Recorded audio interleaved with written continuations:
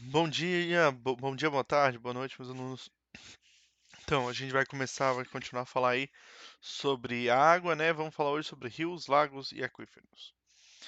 Os rios são os recursos naturais de água doce que percorrem o terreno por meio de canais que os levam a desaguar em outros rios, oceanos, mares e lagos. É conhecido como nascente o lugar onde um rio nasce, obviamente, e é chamado de foz, um lugar onde o rio deságua. As primeiras aglomerações humanas, que posteriormente foram denominadas cidades, surgiram e se desenvolveram às margens do rio. Eu já falei um pouco sobre isso com vocês, né? Eu falei para vocês que basicamente as primeiras cidades, elas vão aparecer perto de rios, como por exemplo rios Tigres e Eufrates e por exemplo o rio Nilo, certo? As primeiras cidades que a gente tem eh, registro, elas surgiram ao lado de rios, por motivos óbvios, gente, porque a água doce é essencial para a sobrevivência, para sobrevivência e manutenção do, do ser humano, né? Da vida, né? Da vida do ser humano. A região da Mesopotâmia, localizada onde hoje é o território do Iraque, é tida como o local de nascimento das primeiras cidades, justamente na região das margens dos rios Tigre e Eufrates. Isso ocorreu Tigre e Eufrates, aqui a gente está. Isso ocorreu porque o rio, além de oferecer água para o consumo, era usado para irrigação das plantações, como fonte de alimento por meio da pesca, bem como via de transporte. Como eu falei a vocês, a manutenção da vida humana, eh, ela depende então de rios, ela depende de água, tá? Rio Tigre e Rio Eufrates aqui, tá? Tá no meio, aqui nesse meio que surgiram várias cidades. Por mais que tenham se passado milhares de anos desde a formação dessas primeiras cidades, elas e outras comunidades continuaram a ser organizadas pelos mesmos motivos do passado longínquo. Entretanto, havia muito mais conhecimento sobre como aproveitar os benefícios dos rios. No Brasil, esse fenômeno foi e continua sendo bastante comum. Um exemplo são os grupos indígenas brasileiros, que têm suas áreas de ocupação fixadas à margens ou nas proximidades dos rios. Então, exemplo para você, gente. Nós moramos em regiões onde muitas das cidades elas acompanham o rio, né? Como por exemplo Itajaí, como por exemplo eh, Blumenau lá do Rio, como por exemplo eh, Gaspar, como por exemplo Ilhota, certo? As cidades todas elas ficam ao lado de rio. Por quê? Por causa de manutenção de vida, tá? Irrigação, por causa de comida, por causa de água para beber, etc, etc, etc. Por outro lado, a quase totalidade desses rios, que tanto serviram para o desenvolvimento das sociedades humanas, acabou com sua qualidade ambiental comprometida, sobretudo nos países pobres. A retificação dos leitos, depósitos de esgoto e lixos da cidade, a poluição das suas águas e grande mortandade de peixes são alguns dos exemplos das mazelas causadas pela utilização dos rios sem cuidados ao longo do tempo. Então, pessoal, é, pu- a gente sempre se encostou no lado de rios por causa da manutenção da vida humana, etc. Mas nem sempre isso é uma coisa boa, né? A gente vem acabando com os rios conforme o passar dos anos, tá? Cada vez mais os rios eles estão mais poluídos e tal, principalmente em países subdesenvolvidos, certo? Principalmente em países subdesenvolvidos, tá? Alguns rios secam no percurso entre a nascente e a foz, pois passaram por lugares áridos ou semiáridos. São rios intermitentes. É importante destacar que depende muito do tamanho do rio e de sua nascente para que seja assim denominado. Já os rios que não secam, ou seja, os que estão sempre com água no curso desde a sua nascente até a sua foz, em todas as épocas do ano, são chamados de perenes. Tá? Anotem então. Cadê? É isso aqui, vocês precisam fazer uma marcação. Eu não estou conseguindo marcar aqui, não sei porquê. Certo? Então aqui a gente tem uma imagem de um rio intermitente e de um rio perene.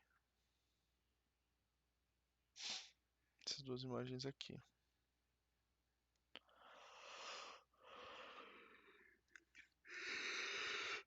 Vamos lá. Observe o mapa a seguir da bacia do Rio São Francisco. Trata-se de um rio perene que passa por 5 unidades da federação. Parte da área de sua bacia abrange o sertão e locais sob influência climática semiárida do país, ou seja, marcadas por apresentarem baixa umidade. Assim, chove pouco durante o ano. Certo? É... Isso aqui, gente, em vez de vocês debater comigo aqui, já que vocês não estão aqui para debater comigo, o que vocês vão fazer é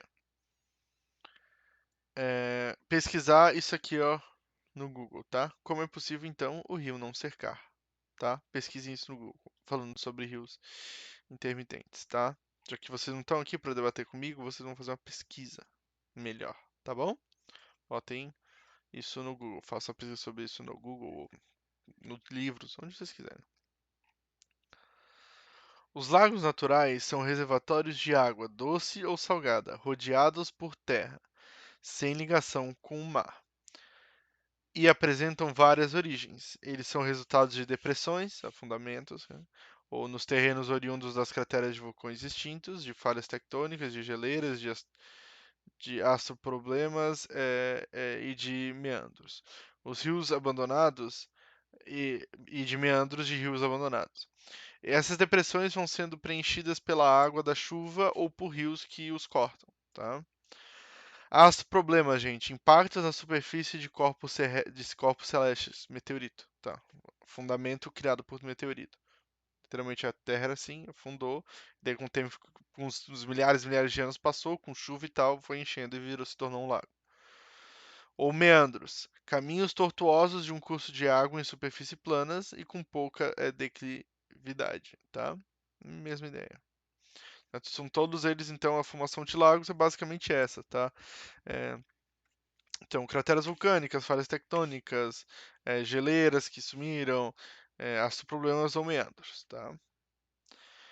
Há também lagos artificiais, que foram construídos a fim de represar a água para hidrelétricas ou os como para geração de energia, tá? Hidrelétrica para gerar energia através da água. Os açudes, consumo e até mesmo para a recreação e o lazer, tá? Então a gente também existem hoje lagos artificiais, lagos criados pelo ser humano para utilização. Quando imaginamos o que existe debaixo dos nossos pés, é comum pensarmos apenas solo nas rochas sólidas e mais profundamente no magma.